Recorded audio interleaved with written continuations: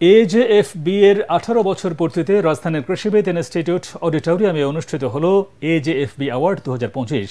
চলচ্চিত্র, টেলিভিশন, সঙ্গীত সহ বিভিন্ন ক্যাটাগরিতে দেশের বরেণ্য শিল্পীদের মাঝে এই পুরস্কার তুলে দেওয়া হয়। এবছর আজীবন সম্মাননা দেওয়া হয় চলচ্চিত্র ব্যক্তিত্ব অভিনেতা